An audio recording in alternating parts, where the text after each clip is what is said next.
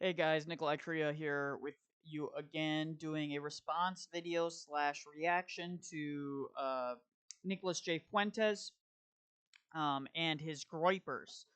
Now, it's really interesting. We're gonna read this tweet and then listen to just maybe the first 30 seconds of what he has to say, and then I'm gonna respond.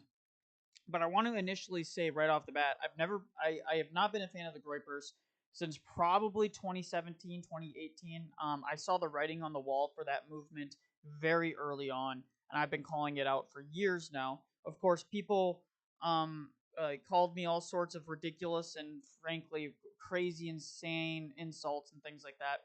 But I didn't really care that much because I'm an adult with a child and family, unlike most of those Groypers who have none of that. So I never really had my feelings hurt by these guys, but that being said, I always saw that their movement was leading young men into very stupid positions, and they constantly shoot themselves in the foot.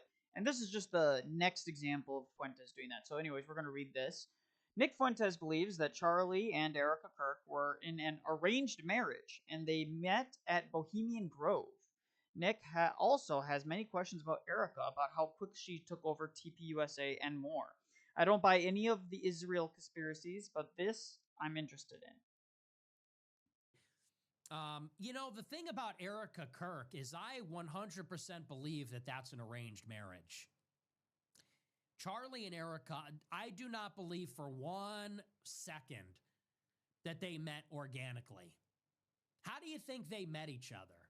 Do you think that they bumped into each other at CPAC and Charlie said, "Hey, let's go on a date"? Uh, I know it's shocking to Nick, who doesn't have a relationship, never probably will have a relationship, and is potentially closeted. But yeah, people, one, bump into each other when they are on the move a lot. Two, when people are in similar spheres where they're very politically active and they're always going out and trying to meet people, and they're in similar circles and have similar beliefs. Yeah, they meet people, and then those people meet people, and then those people say, "Hey, these two might make a good couple, and we're gonna hook them up."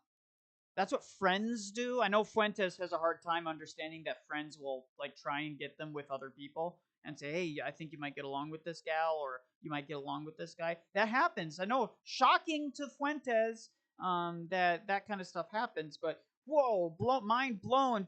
They met at Bohemian Grove and they were arranged marriage.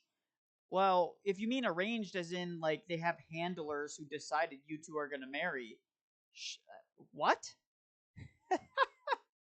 What a freaking idiot. And by the way, this is coming from the same guy who was like promoting like dads giving their daughters at like 14 to older men, so that like 18, 19, 60, 20, 21 year olds, so that they could get married early and young.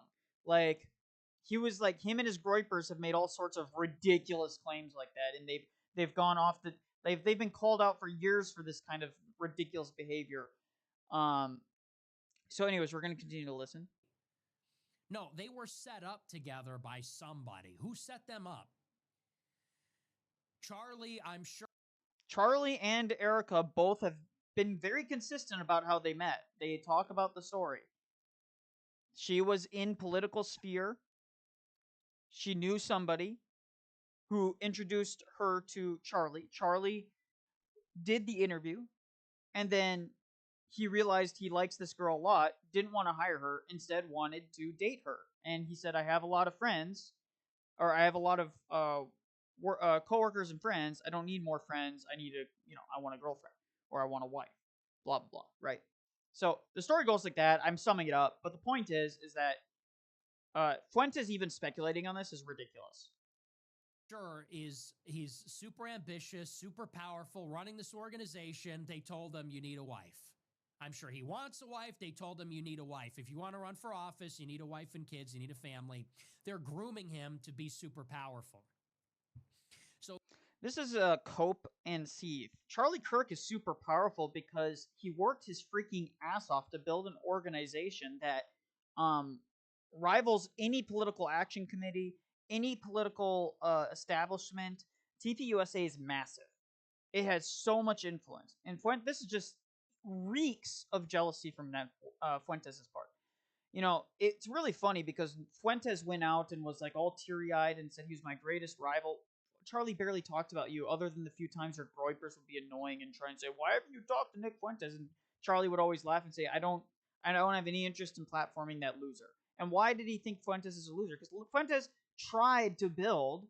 People forget this. He tried to build an organization called America First and do college campuses and tried to do yearly like AF packs and stuff like that, and completely disintegrated on him because he doesn't know how to organize, he doesn't know how to manage people, and he burned so many bridges with some of his most loyal supporters who were the most competent so quickly that he basically made it so that he was untouchable and that he would never be able to actually meaningfully run an organization of that size. Charlie worked his ass off for that. That's why he's powerful. And Charlie clearly wanted a wife and kid. He's been talking about that for years. So again, it's all speculation, and it's ridiculous speculation because it insults the memory of Charlie, and his ability to assess like people, but also insults Erika Kirk, his widow, who is probably going through hell on earth, and yet because she had one podcast after 2 weeks later where she's smiling about the memory of Charlie, smiling about his memory, smiling about his work, and saying, "Man, he was so good about these things." She can't grieve in private, guys. She has to be publicly tearful all the time for the next 6 years. Okay, that's what these guys are essentially looking for. They're looking for her to whip their back. She she has to self-flagellate, right? She has to whip her back with spiked cords. It's ridiculous. Let's continue. So he's hanging out at Bohemian Grove, and they say, "We need to give you a wife. We know somebody. We know this girl, and she's in some. How do they know her? Who set them up, and where did this?" She is Miss Arizona. She has 2 degrees related to political and has been involved in political sphere in Arizona. Well, where is Charlie's TPUSA located out of?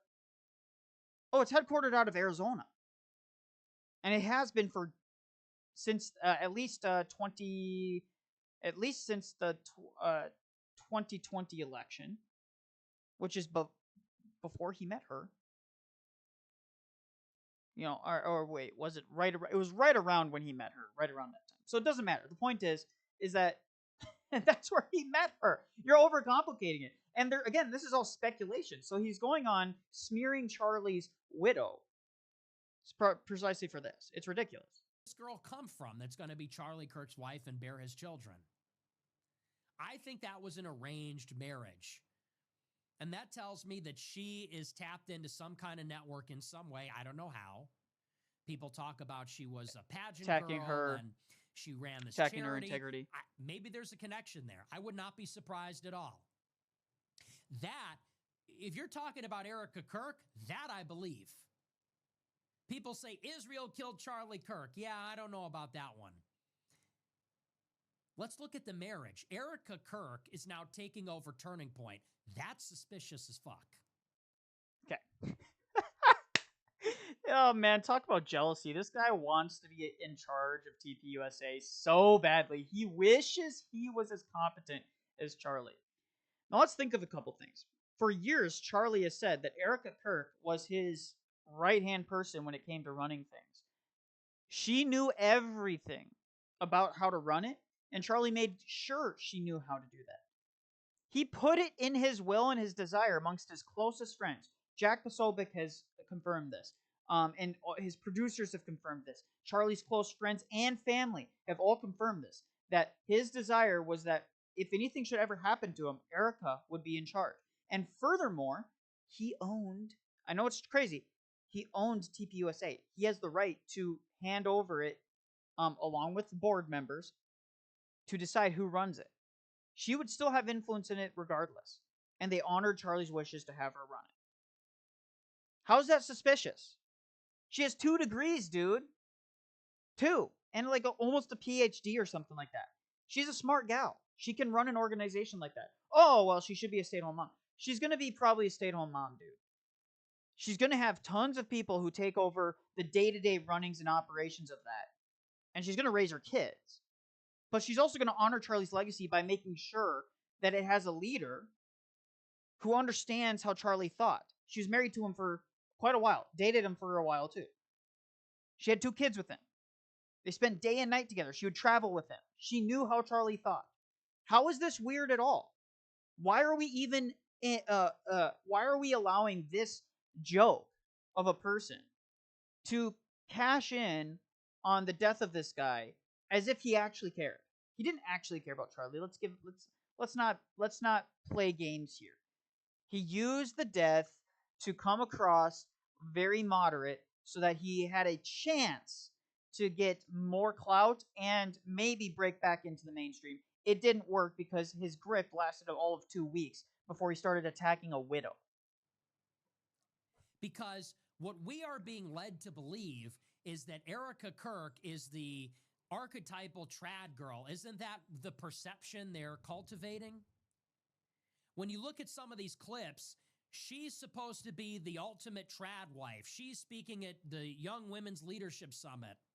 She's on podcasts saying, oh my gosh, I can't focus because I'm so in love with Charlie. If he's here, I can't focus. I'm so smitten.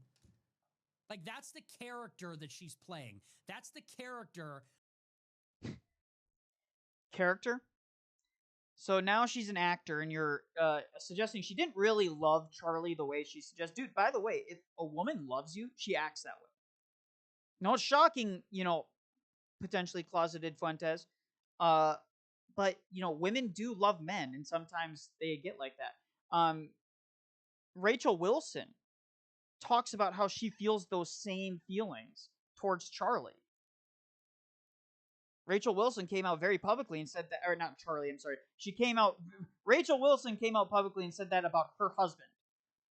She gets the same feeling when she's in the room with him because she loves him. I know it's shocking to you, Fuentes.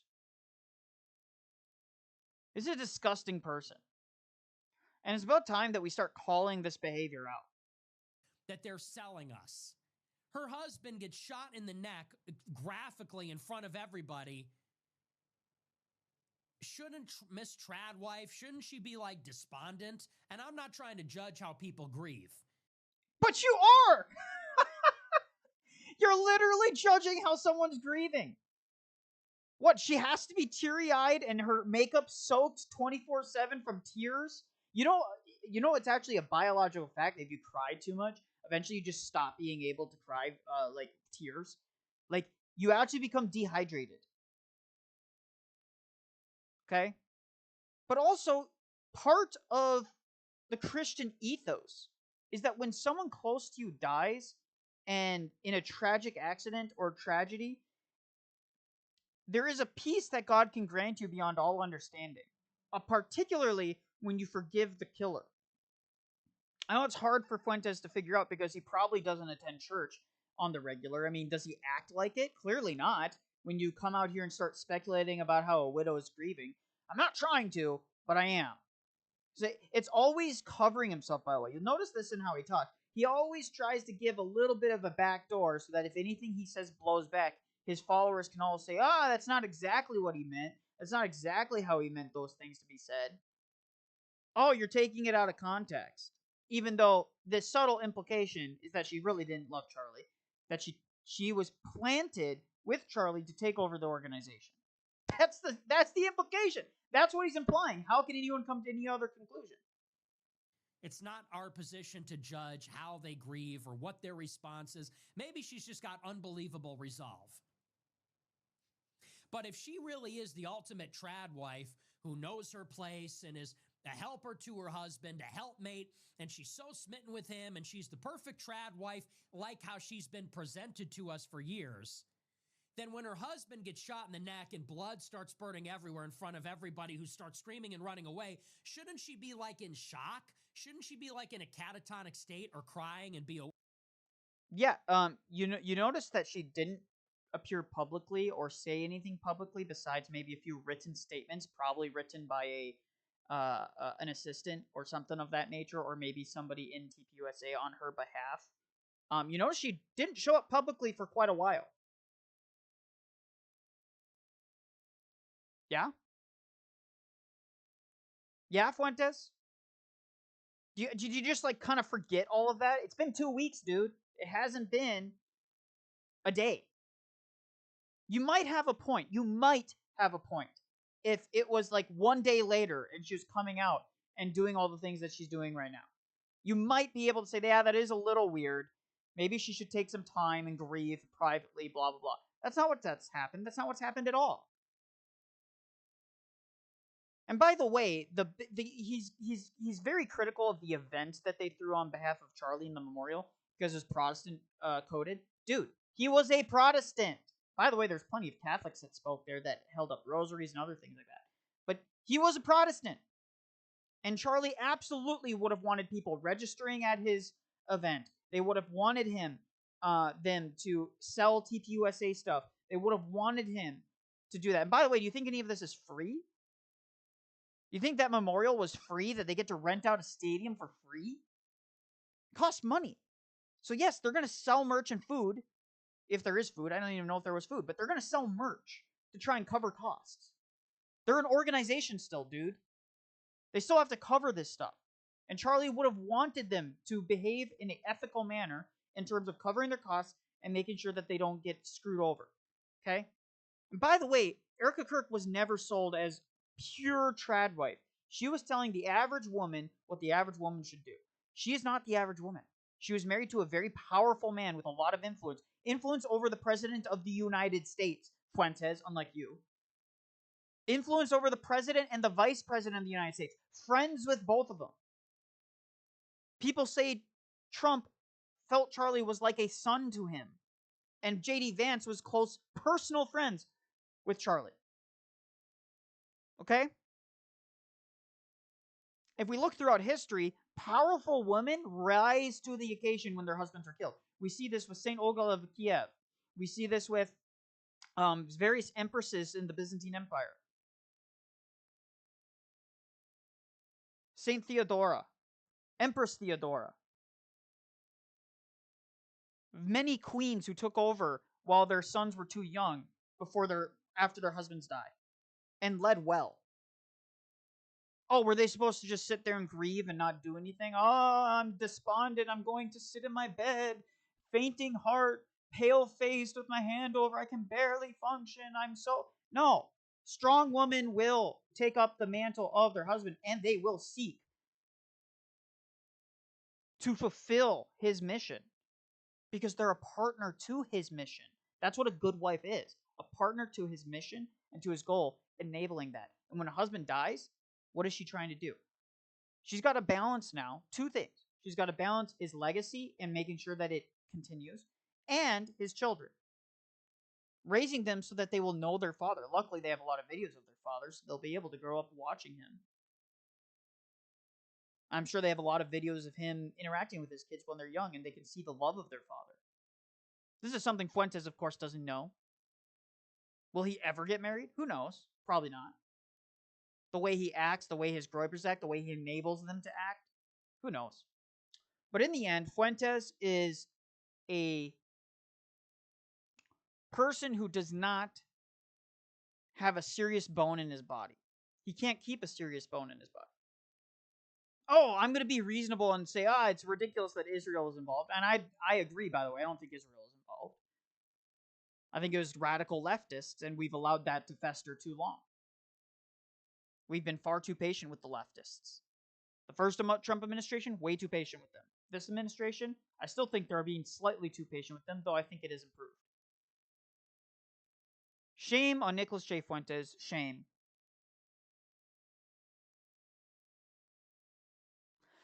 And so with that being said, that is all I have to say, guys. I appreciate you tuning in. I'm sure if this gets into the right Groyper circles, I'm going to get just lambasted on this. But that's fine. It's deserved. Like this guy deserves being called out. Fuentes gets to basically not get any pushback except for very big people who can afford the pushback. Because every time someone says anything mildly critical, 50 of his Groypers come out of the woodworks and say some of the most abhorrent things about you ever, and have doxed people and have tried to get them fired from jobs and all kinds of other things. They've tried doing police raids on people. Like, the Groypers are unhinged. There's a lot of them that are very unhinged. Do not underestimate these guys. They will come after you personally.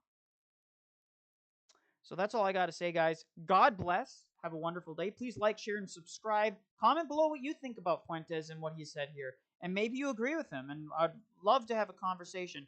But that's all we have to say. God bless. Have a wonderful day.